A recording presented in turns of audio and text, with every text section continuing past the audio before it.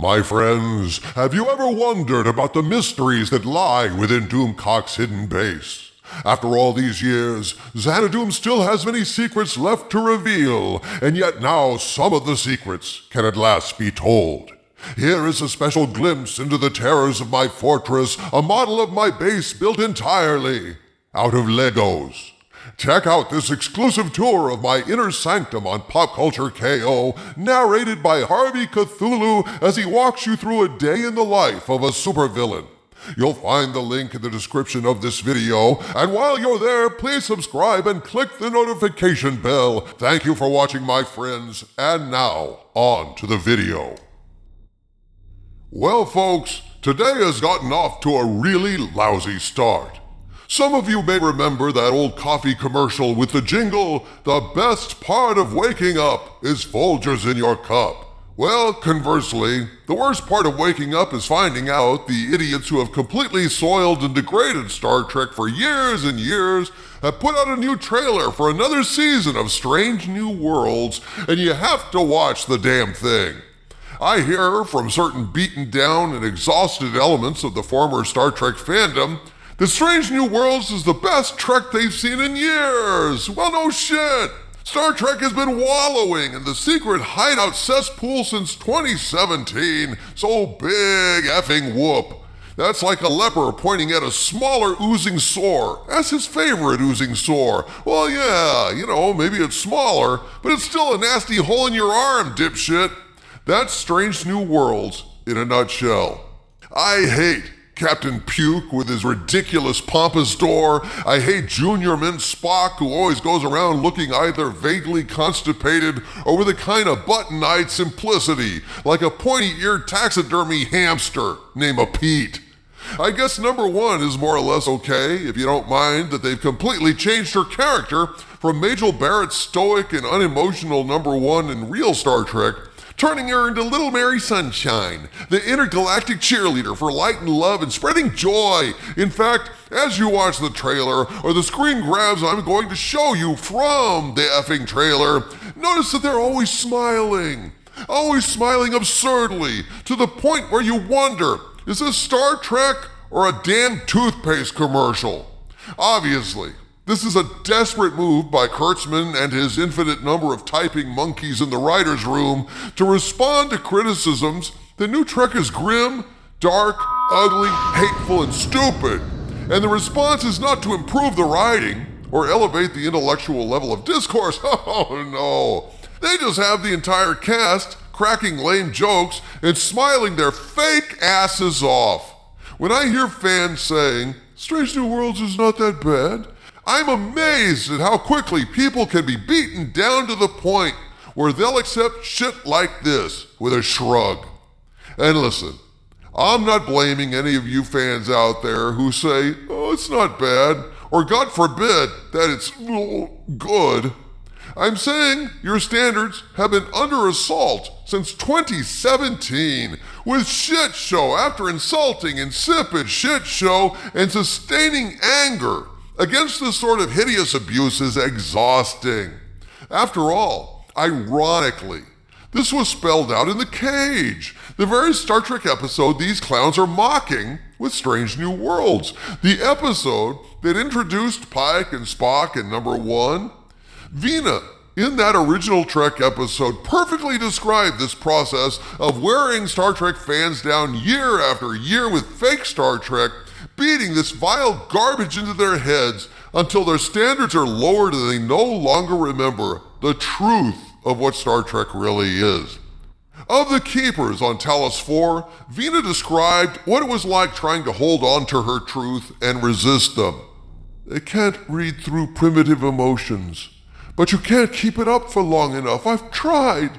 They keep at you year after year, tricking and punishing. And they won. They own me." Well, my friends, I assure you, Doomcock can keep up the hate year after year after year, and I'm here to review this latest trailer and remind you of why you should hate this corruption of what Star Trek is, as well as I. The trailer starts out with number one rambling on about Someone once said space is dark and cold. Well, mainly people watching NuTrek, saying how ugly, dark, and hateful Star Trek Discovery was back in the day, and we see close-ups of the cast trying their best to look warm and personable. Spock looks like he just swallowed some candy from a heart-shaped box on Valentine's Day. Oh, this is so heartwarming. This isn't a show about hate. It's a show about love, Doomcock. Space isn't cold and dark on this show. It's all lens flary and as warm as a SUV commercial about taking kids to freaking soccer practice. Oh boy, I just want to take a piss all over it. Then we get right into pure saccharin, enough to kill every damn rat in a 10-mile radius of this broadcast as we see everyone backlit, smiling as big as possible, saying, "Our job is to bring light, bring warmth, bring life to wherever we go." Oh, really, number one? Or, as I like to call her, number two. That's funny. You know, I thought your job was to explore strange new worlds, to seek out new life and new civilizations, to boldly go where no man has gone before, not to bring light, bring warmth, bring life to wherever we go, you sad little schmucking cretins. See, that's the problem right there, folks. In this one line, they confess, this is not Star Trek. We don't know Star Trek. We've never watched Star Trek. We have no idea what Star Trek is. This shit isn't about exploration, ideas, philosophy, the human adventure. This is just a mother schmucking CW show for teenagers set in space. Yeah. What number 2 says, our job is to bring light, bring warmth, bring life to wherever we go. What that really translates to is, hey, welcome to Kurtzman Trek Light, with 90% less plucked eyeballs, F-bombs, and severed baby heads. We're optimistic and bright now. No shit, assholes. The problem with Kurtzman Trek is, try as they might, they don't know the difference between optimistic and vapid. Well said, Harvey Cthulhu, well said. And good point about the whole CW thing. That's exactly what this shit is, folks. They get the most basic mission statement wrong. They're not explorers. They're out there blowing sunshine up alien asses. And what is the first thing they emphasize on this show? What is the first thing they directly promote about this season 3? What's the first thing they stress? New romances. Yes, in true CW fashion. The first new feature of the new season they stress is new romances. And of course, it's an interracial relationship, and also I see some gay romance as well, along with Pike in his cabin with a pompous door fetishist who apparently likes to run her fingers through his pompous door. Yay. Screw new worlds. New romance is what they're selling this target audience, and I feel sorry for any Star Trek fan who has been beaten down so much they accept this drivel as genuine Trek. You don't trust me with your best friend? You don't trust me with your baby brother? That's madness, says the they-them. And that's exactly my point. Spock dances the tango, does a silly-ass high-five down low bit with Patton effing Oswald that made me throw up a little bit in my mouth as Captain Pompadour laughs like a effing idiot. In fact, there's a lot of idiotic giggling in this pathetic NuTrek rubbish. Just look at them. Tee-hee, tee-hee. This is shit, isn't it? Tee-hee, tee-hee. Yes, it is, but we're getting paid. Tee-hee, tee-hee. At one point, number 2 says, is this a hit it situation? No, it's a shit it situation, as in shit the bed. But close, number 2, close. Pretty much, exactly. Then Captain Puke says, it's whatever kind of adventure we want it to be.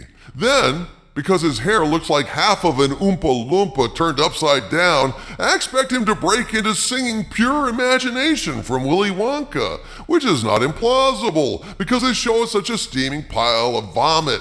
They have actually had a musical episode where everyone sings exactly like that. Is this the Star Trek you remember? And the worst part of this whole thing is what they've done to Captain Kirk. Could they have found a more beta cuck generic basic male than this sad, bewildered little fellow? He looks like the kind of guy born to sell shoes or insurance, like a background extra on Three's Company, or lounging around out of focus behind Isaac, your bartender on Love Boat. In every shot, the clown they have playing Kirk looks befuddled and confused.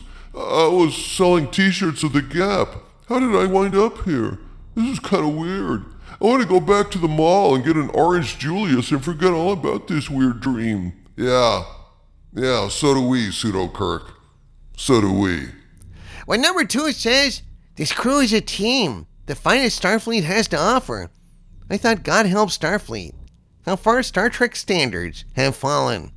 You thought right, Harvey Cthulhu. The only true thing in this entire trailer is when a fake Scotty says, it's 1 in 1,000 we get it done right. That's exactly right, Scotty. And you didn't. You didn't get it done right. Strange New Worlds is as close to Star Trek as Beverly Hills 90210 or the Real World Andromeda or any other silly-ass lightweight bullshit that's supposed to appeal to a youth demographic. I just wanted to take a moment to remind you all of what the truth of this Kurtzman Trek is. Every time a NuTrek show airs, they are spitting in the faces of Star Trek fans, no matter how much they smile. No matter how much sunshine they try to pump into every effing frame, they are spitting in your face. Are you going to take that? I hope the answer is no. In fact, I hope the answer is F no. From the center of the earth, this is Dictor Van Doomcock bidding you all, my friends, damn it, get mad and stay mad.